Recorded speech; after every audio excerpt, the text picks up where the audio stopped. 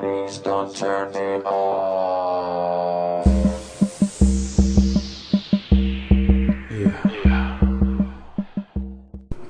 Hello everyone, this is my second cooking vlog video, and today I'm gonna cook apple and onion stuffed pork chops with orange pineapple gravy. I'm only gonna use one pork chop, so here we got a nice piece of pork chop, nice and big. And the ingredients that I'm gonna use for this: 1 small onion, tablespoon of room temperature butter, an apple, an orange, or you could use orange juice, half a tablespoon of lemon juice, or you could use a tablespoon of lemon zest, salt, black pepper, parsley, my favorite ingredient to cook with, rosemary, we got some cinnamon over there, and some fresh thyme. So that's what we're going to be working with for this. And the other ingredient that we're going to be using for this is 2 strips of bacon. If you don't have bacon, you could use a piece of ham, cooking ham that has the fat onto it, so that the onions could cook in it. You're going to need a skillet or just a regular frying pan, whatever you want to use. And you're going to have to use a baker. First, we're going to start off by peeling the apple, taking all that skin off, and then we're going to chop it up. Okay, so there you have your sliced apples. You could use cooking ham, chop it up real small like this, to fry the pork chop in, to fry the onion in, sorry. First thing you want to do is preheat the oven to 350 degrees, and then you're going to salt and pepper the pork chop.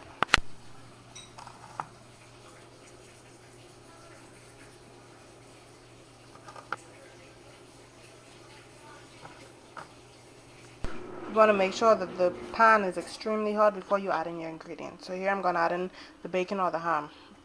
For me, I have ham, so add in the ham, and you want to add in your chopped onions,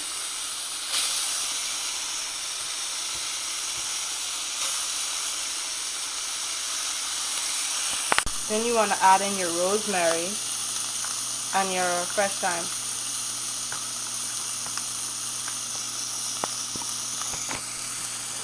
Gotta mix that up around so that it wouldn't stick to the pot until the onion is browned and nice and soft. Keep in mind that you're getting the fat, the oil from the ham or the bacon. You want to do this for about 5 minutes and keep on moving it around so that it wouldn't stick to the pot. Okay, when that's done, you're going to want to pour this into a bowl. Okay, so into this bowl, we're going to add orange juice. So I'm saying we're going to use fresh orange to get the orange juice. We're going to add 1 whole orange, 1 tablespoon of room temperature butter, pineapple juice, and the cinnamon. Okay, so we're going to use the same pan that we used to fry the onions, to fry the pork chop. So we're going to use, say, about a half a cup of olive oil, extra virgin olive oil if you have it.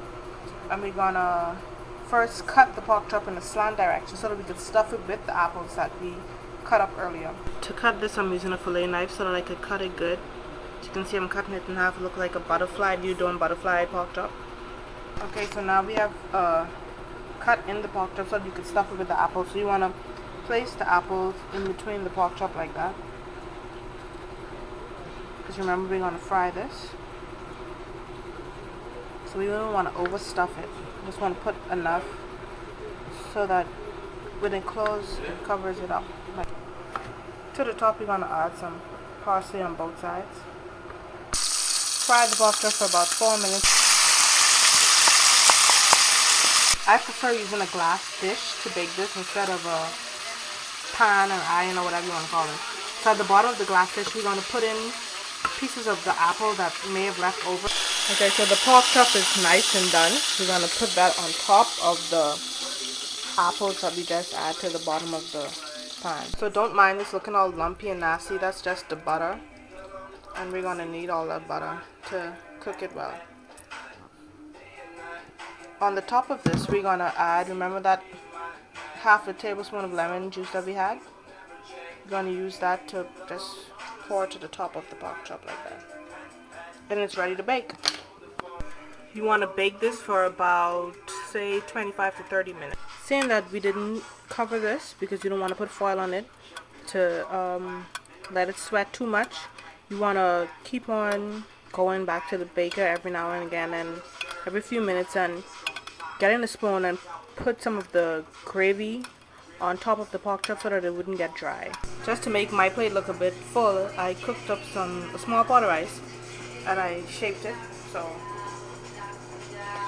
when I said I shaped it, I used like a measuring cup, shaped, molded, and put it in there after it's cooked. And I'm gonna garnish it with the stems, or I don't know what you call these, off of the onion. So yeah, that's what we're gonna use for garnish. And here you have it, apple and onion stuffed pork chop with orange pineapple gravy.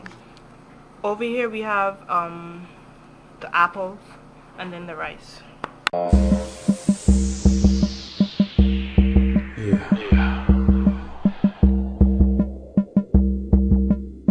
Like this.